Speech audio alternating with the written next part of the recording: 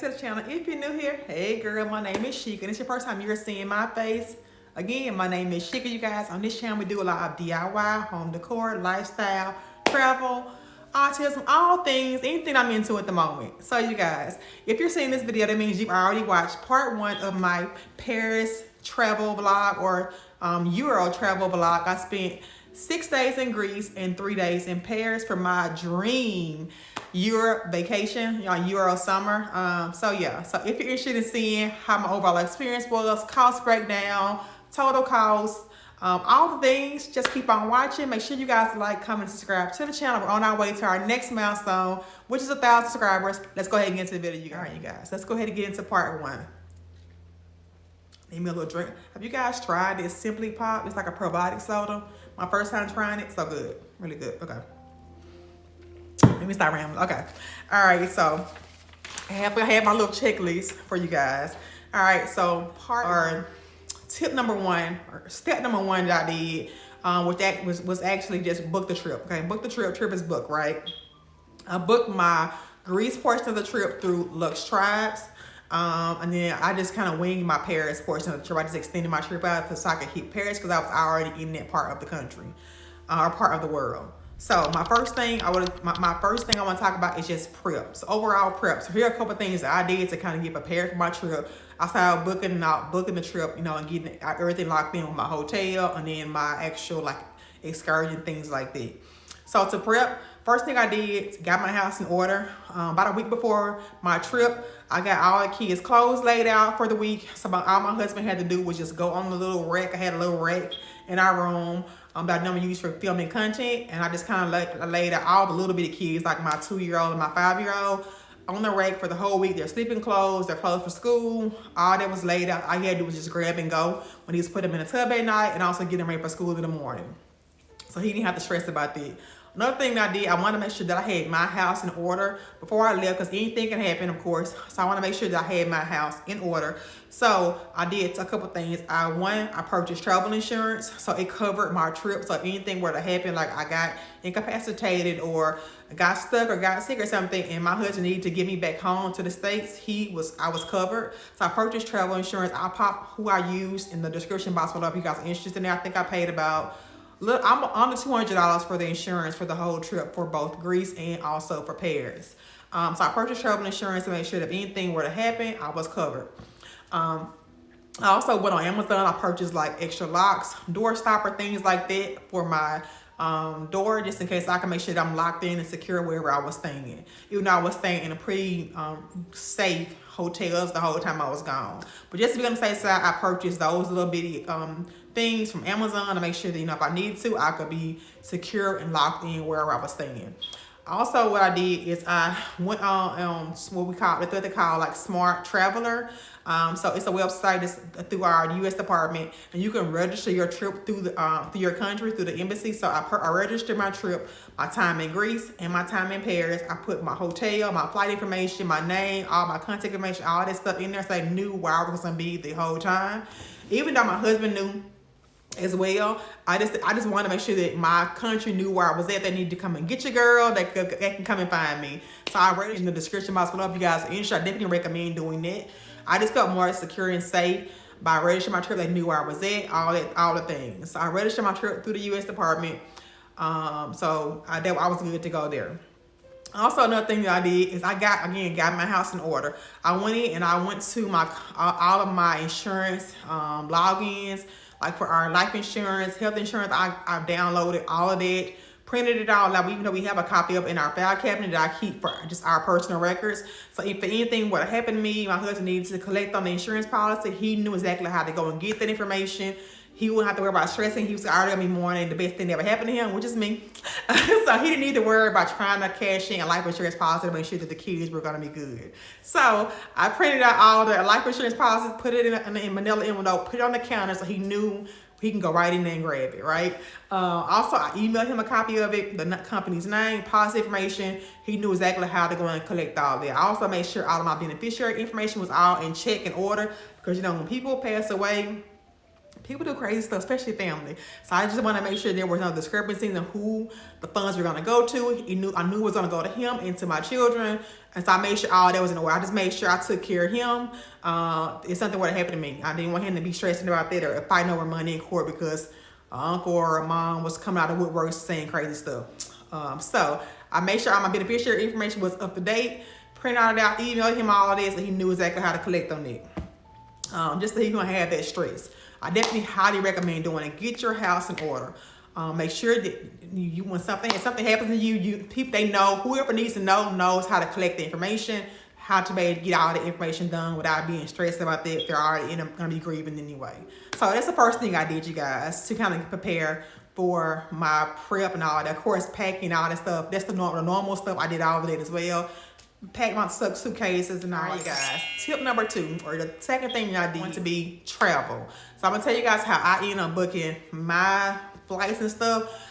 So many things I do not recommend. I'm gonna give you, I'm be completely honest, just because it was stressful and it was hectic. So for travel, I'm in Mississippi, you guys. If you can't tell by my accent already, I'm from the hospitality stage. You can't tell. So I ended up flying out of New Orleans just because for cost it was cheaper to fly out of New Orleans, which is Louisiana, because it's right next door. The flights were actually about maybe $2,000 cheaper to fly out of New Orleans versus flying out of Jackson, which is where our airport is. So me and my husband went down the day before. Actually got us a nice little suite. Shout out to him, you guys, because he set my trip off on a positive note. So we got a little suite. We hung out. We had drinks, and we kind of just hung out the night before. I had an early flight, so I flew out of New Orleans to Miami. My flight left out at about 6:50 in the morning. I had a really long layover from New Orleans to Miami. I had like a 5-hour layover in Miami, waiting probably a little bit longer than 5 hours, waiting to get from Miami to London. So my flight was from New Orleans to Miami. I had a very long layover there, so I did a little content prep. I had a drink at the bar, checked my flight information from make sure I was at the right gate, all that stuff, all the normal things you would do. And then did homework, all that stuff while I was waiting for my next flight. I flew from Miami to London, had an overnight flight, guys. Yes, I had an overnight flight from London to from Miami to London. I think it was maybe like a 7-hour flight, something like that. So I got to London. I had a 2-hour, I had like an hour or something layover in London. And then from London to Mykonos, then the flight was like under 3 hours there. So I ended up landing in Mykonos, or in Greece, on the 16th. Well, actually the 15th. That day before our actual like trip with Luxe Tribe started, which was the 16th. So I landed a day early. I was jet lagged to the gods. So I took a nap when I got there, got in the shower, and then kind of crashed out. Had dinner with some of the other girls who came early, and then we just kind of we took it in early that night, and then the next morning we all met up for breakfast and all the good stuff. So yeah, travel. For in terms of travel and cost, I purchased my own flights from the States to Greece. So my flights there were ended up being about 100. I wish. Ended up being about $871 was the cost of my flights from the United States to Greece. Was about $870. My husband booked my flights. I paid for my flights from London or from Europe back to the States. The cost of his flights he purchased was about another $870 something. So he purchased my flights back. I purchased my flights there, but then I also had to end up purchasing additional flights because when I got back to the States, I was like, I don't want another layover. I'm ready to go home. I miss my family. I'm ready to come home. So I ended up buying one more set of flights that ended up being about $340 to get from Baltimore straight back to the state, to Mississippi, because I was like, I'm over it. I'm ready to come home. I'm tired. So total cost breakdown for flights there, $870. Flights back, my husband purchased were $870, and I purchased another flight when I got back to the States, which is about $350. So you do the math on it. $870 there, $870 back, and then $350 from Baltimore back here to the States. And I probably put the cost breakdown here, was my total cost for flights. The reason why my flights were so cheap, you guys, one, I did not fly first class, which I probably won't do that again if I'm going to be traveling that long, because y'all, those economy seats are not for the weak. And I'm old. I'm knocking on 40's door. Those seats, and some of my flights Most of my flights, I was sitting by myself, so I didn't really have an issue there. But some of them, I was sitting beside somebody in between two people. Do not recommend. Highly do not recommend.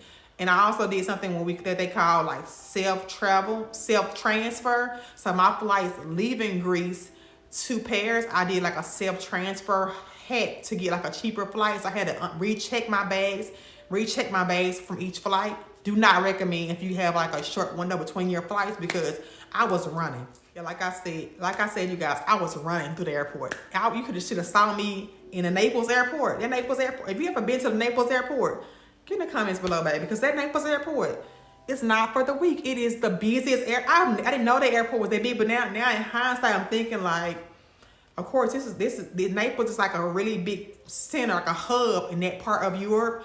Baby, the airport was so busy. I was like, oh, I didn't think I was gonna make one of my flights. So I was running from Naples. I had a flight from Naples. I left Greece, went to Naples, and then from Naples to Milan, and then Milan to Paris. Y'all, I was running. I'm talking about Milan's airport is not as bad, but baby, Naples, I had like an hour between each flight. From Naples to Milan and Milan to Paris, I was across the airport. The airport was huge. So do not recommend self-transfer hack unless two things. One, you only have carry-ons. You don't have any check bags. I had check bags.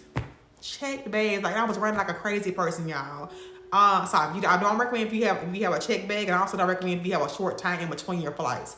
Do not recommend. I did it.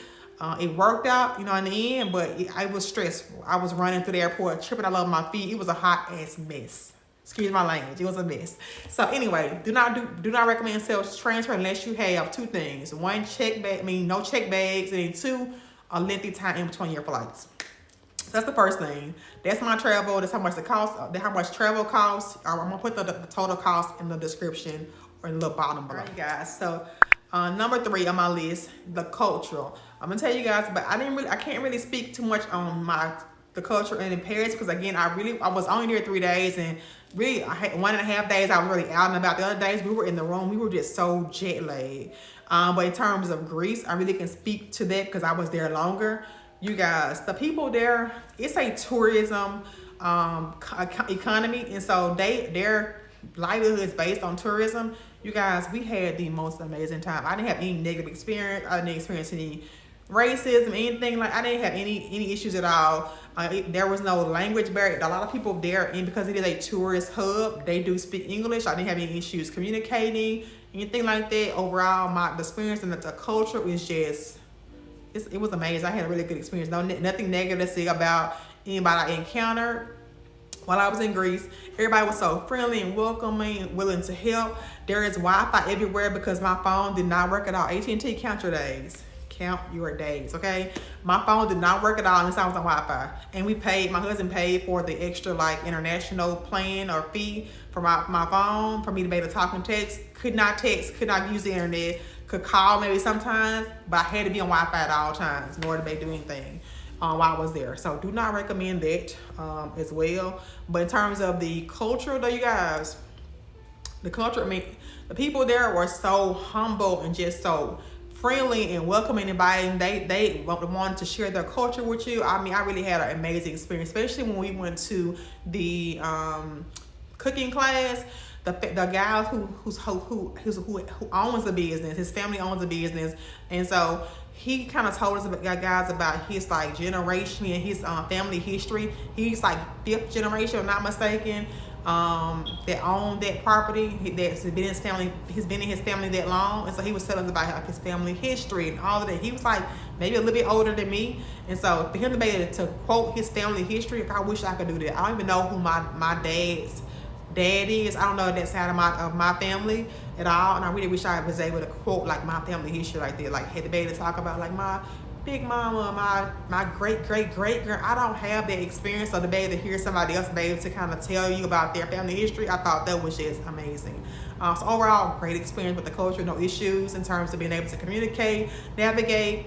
Everybody was really, really nice. So overall, the culture is so beautiful that the pictures do not do it justice, you guys. it's literally breathtaking. Like literally, like the air even feels different there. Like it literally was. Like I was saying, in Paris, I can't really speak too much in terms of the cultural. I wasn't there long enough to really be able to soak it in. So I don't have a negative or really a positive thing to say about it. I just say I didn't experience any racism or any issues when able to communicate. A lot of people, of course, speak English in Paris as well. It is a really big tourist area as well, so I didn't really have any issues being able to communicate, anything like that. My phone worked fine in Paris for some reason. Well, somewhat semi-fine in Paris, better than it did in Greece, but no issues. I did have one negative kind of experience when I was at the airport leaving Paris. It was a black guy who worked at the airport, and I was asking him like, hey, I was like, bonjour, because it's considered rude to walk up to somebody and ask them a question, and not speak first. So it's early in the morning. I was like, hey, bonjour, do you speak English? He instantly got offended. Would I ask you if you speak English or speak French? And I walked him like, sir, never mind. Somebody must piss in your coffee today. I don't know what's going on with you. He was just rude for no reason. So I just walked off and found whatever I was asking him about. I was looking for like a tax vet center to maybe do my tax vet for the purse I bought in Greece. But I was like, you know what? I'll find it myself. I don't even got time. The energy is just off. So he knew he had pissed me off. So he tried to come back and try to find me. Like, I want to apologize if that was over. Like, good, sir, bye. Goodbye. But overall, in terms of everybody, the restaurants we went to, no issues at all with the restaurants that we went to. Everything in terms of communicating and navigating. We were able to do like the train system. The subway system, you guys could navigate that thing like we were pros. Like we didn't have any issues with navigating. We used the little Bonjour app. I'll put that in the description box below to be able to get around in Paris. We didn't have any issues at all. Just make sure, I was just gonna say, make sure that you are aware of your surroundings, you're being vigilant in there. But in terms of just clutching my purse, you hear so many things about pickpocketing in Paris. I didn't really experience that, but I was also being very mindful of where I was, and also the reputation that Paris has when it comes to pickpocketing and people being robbed, over there. So overall, culture was extremely great, and I definitely would recommend, if you have not been, to check both of those countries out when it comes to culture, which is 10 out of 10. All right, the next thing I want to talk about, like number 4, will be the food. You guys, the food in Greece was so fresh, so delicious. Literally, I could eat Greek salad I think I ate Greek salad every single day. Like, in the feta, you guys, if you want a good feta, you gotta go to Greece, y'all. This is the best feta I ever had in my life. The feta was so creamy and so fresh. Everything was just fresh. You could tell it was like exercising their foods. Everything was just great. I mean, the food was amazing. I really feel like the places I found that were like the local spots, the food was better than like those big spots, those really big tourist spots, because the food there was overpriced in my opinion, really overpriced. The food in the little local spots was a lot more affordable. It was way better in terms of quality and just the overall taste. So I would say, if you're gonna go to Greece and Paris, check the local spots up first. Do not hit those mainstream restaurants up, because you're just paying for the name and the aesthetics. I did find a really cute, like, aesthetic one. I'm not gonna lie, it was aesthetically pleasing to the eye, and just the vibes were vibing, but the food was piss poor and it was overpriced. So try the local spots if you're gonna go to Greece and also Paris. We tried both local spots in both of them, and the food was just way better and way more affordable when it comes to overall food. Also, one thing I want to mention, that both in Paris and also in Greece, they don't like for you to tip. Like, you know how in the United States they automatically put gratuity in your tip. They don't do that there. It's really like offensive to tip, because it's already built into how they have their economy set. It's built into their base pay. It's built into like the overall cost of the food. So they were refusing us our tips. We were like, what? They're so foreign to us, because we're used to tipping here. They did not want us to tip, which I thought was kind of unusual. We were still trying to, but they were like, no, we don't want no tip. No need to tip. Just enjoy your food. I was like, okay. Well, your service was great. Also, in terms of, they don't like for you to tip, but the food, 10 out of 10. I could eat Greek salad every day if it comes from there. Like, the food was just amazing. And also, one thing that they mentioned to me when I was in Greece, that meat used to be like a delicacy. Like, they didn't eat meat every day. They eat a lot of veggies and fruits and stuff like that. So they ate meat maybe once a week, sometimes maybe once a month.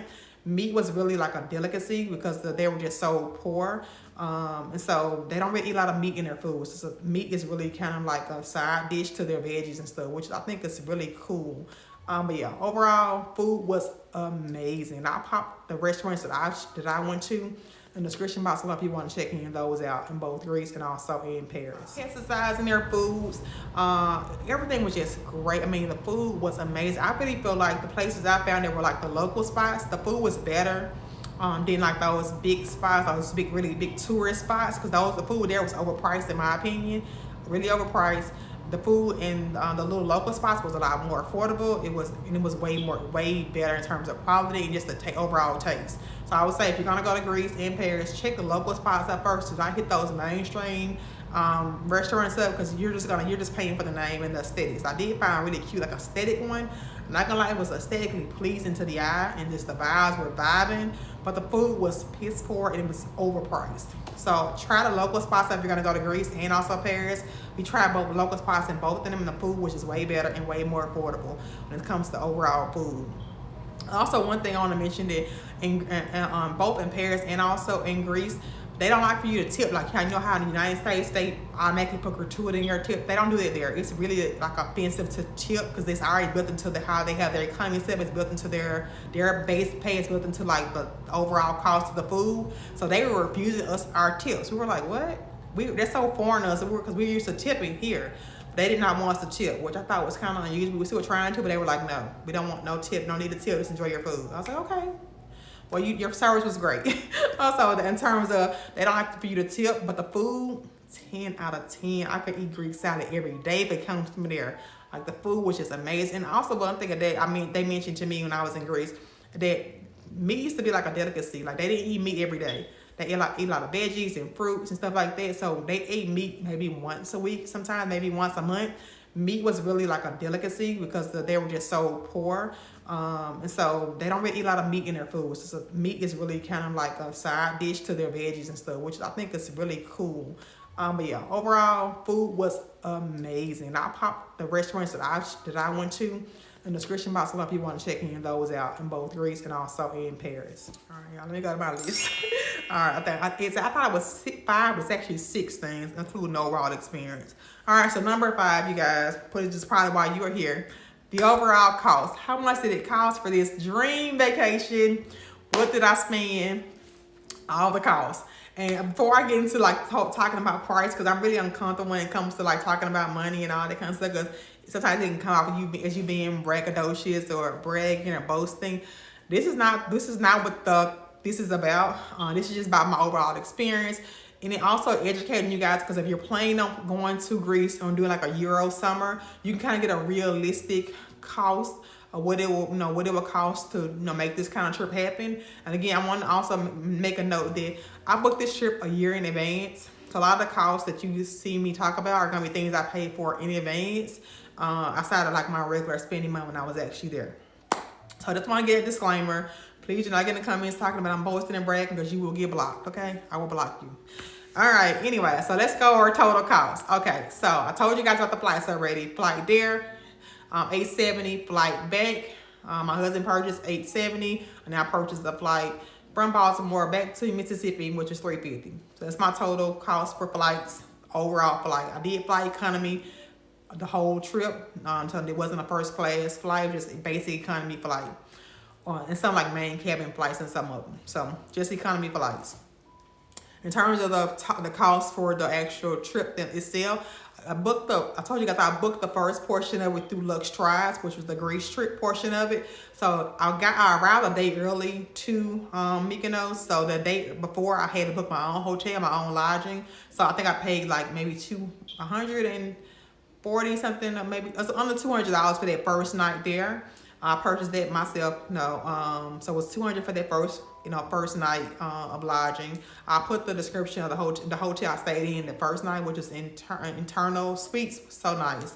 I'll put that there. That was the first night.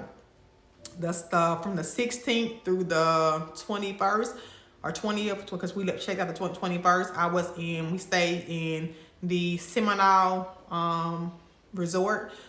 So from the 16th through the 21st, that was all part of what I purchased with Luxe Tries. The overall cost for the Luxe Try portion of the trip, which included any activities that we did each day, which include the cooking class, the boat day, and all that kind of stuff. I paid $29.50, so a little under $3,000 for my the overall cost for Luxe Tribe's portion of the trip, which was the Greece portion of the trip. So $29.50, which did not include any extra meals outside of what I purchased. All right, you guys. So the last topic, number 6, which is gonna be my overall experience.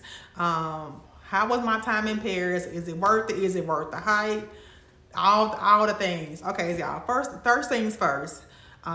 Absolutely do not regret anything that I did. My overall experience, I had the time of my life. Like, I set my mind to something, I did it, I accomplished it, and you guys, I'm just so proud of myself. I traveled solo. Like, I'm just really proud of myself. I recommend it to anybody who's considering doing it. Maybe consider going through like a travel group like I did through Luxe Tribe. I recommend them as well.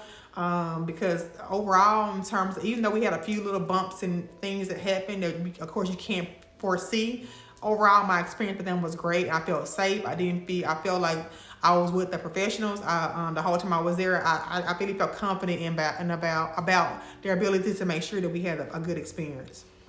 Which brings me to my next thing.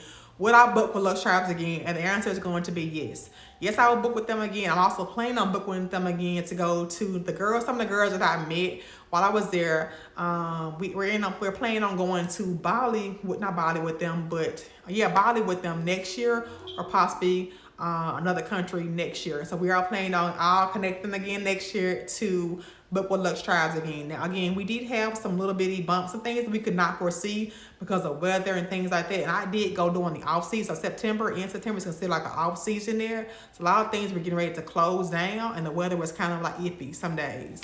Even though it wasn't cold or cool, the wind was really windy as well. So keep that in mind when you are traveling to look at the actual days you're planning on going to. So overall, again, would I book with them again? Yes, I would, and here is why. Number one, they sold me on building community and also connecting with like-minded women. That's the reason why I wanted to book with them. One, it was a black-owned, woman-owned and black-owned business. I wanted to support her. I love what she was doing. Also, I wanted her to connect with other black women, other women in general, who I could just connect with and build lasting friendships and relationship with, and they nailed the head on that. Put me in a position where I could connect with other women who were just like me, just wanted to travel the world, wanted to be career focused, family, all that. That I really felt like they nailed it on the head when it comes to connecting with like-minded people. I really feel like I did it. Even though I will say, the disclaimer, originally when I booked the trip was supposed to be 15 women. It ended up being 30 women, so they ended up breaking us up into 2 groups. I did not like that, and here is why. The reason why I booked, like I just told you guys, was to be able to connect with women, build lasting friendship, relationships. So, in the future, maybe we could travel together in the future, or just build connections when we're back home in the States. And like I was saying, and I want to build from there, right? Because our trip was so big, they ended up breaking us into two groups. So if you connected with somebody in maybe group A, and you're in group B, none of that, you could not do any of the activities with that person. So they broke the days up based on the group number you're in. So group A would do this day, group B would do it this day. So I was in group B. I ended up connecting with people from group A, but we were split up because of the group that we were in. So we were trying to I miss you, girl. So we were trying, we wanted to do all of our activities with people we had connected with, but they were in a different group than we were in. So we were like, we wanted to really hang out and do all of our activities with the people we had connected with, but they were in a different group. So I didn't like that aspect of it. I really felt like they need to keep the trip small. Smaller, the better, I feel like. But again, I don't think they expected that many people to sign up at the last minute. So the trip ended up doubling in size, literally doubling in size. So I didn't like that. And then, again, the weather was a little shaky. So one day we were supposed to go the boat party. Me and Erica, one of the girls I met there, women I met there. Shout out to Erica, that's my girl. I told her she stuck with me for life. And I don't know I even do that because I don't really connect with people like that. But me and her we just clicked. She's from Mississippi as well. She's a mom. She's a boss. I just love Erica. So me and her ended up connecting while we were there. Probably closer to her than any of the other girls that I met while I was there, just because we were in the same room. But Yeah, overall, I would say make sure that you use your best judgment. And I say that because one of the days we were supposed to do like a cruise or a boat thing. Me and Erica were like, the weather looking a little shaky. We don't really, no, we from Mississippi, we from the South. We don't really trust it. And it was kind of cool that day too. So we were like, oh, we're going to skip out on the boat. We didn't go on the boat, but we just went to dinner, did a little shopping. So we skipped out on that boat day because we just didn't feel comfortable going. And they were okay with it, whatever. They didn't have any issue that it was really cold on the boat, so we skipped out on it. So just use your best judgment when it comes to it. But overall, in terms of those people that are on the ground, navigating those two groups, they put the right people in place on their trip, because the girl who was with us who's doing the content, she got some great content. I was in a couple of those clips, you guys. I was like, okay, look at me, girl, cute. But she got some good content, and she was really like communicative when it comes to like what was going on next day, next activity, being on time, all of that. So overall, in terms of navigating from activity to activity, day to day, they were great. Again, professionals, this is what they do. So I really felt I had no issues with that at all. Some of the girls were upset because like the flying dress that they had booked additionally got canceled because of the weather. So some people were upset about that. But overall, all the activities went to, like the cooking class and all that stuff, I had a really good experience. So no issues there at all. When it comes to that overall, I don't have any issues with it in terms of them. So yes, I will book with them again. I recommend you booking with them. I do feel like the pricing, and some people don't tell me, has gone up from their trips. Their trips used to be a lot more affordable. So I do recommend them. Just keep in mind with your budget. Make sure that you book something that's just within your budget that you can afford to do it. But again, overall, yes, the experience with Luxe Travels was great. My experience also in Greece was amazing. I told you guys I want to go back. I wouldn't stay in Mykonos all 6 days. If I go back again, I'm going to plan on taking my husband back as a surprise trip 1 year. I don't know when, but I'm going to take him. I want to take him so he can experience it as well. We're going to do 2 days in Mykonos, 2 days in Santorini, which is more like romantic couple vibe. And then we're going to do 2 days in Athens, which is more like cultural. So we're going to probably hit Athens, Greece, partying in between, and then relax the last 2 days, which will be in Santorini. So I'm going to do that, plan on doing that for him soon.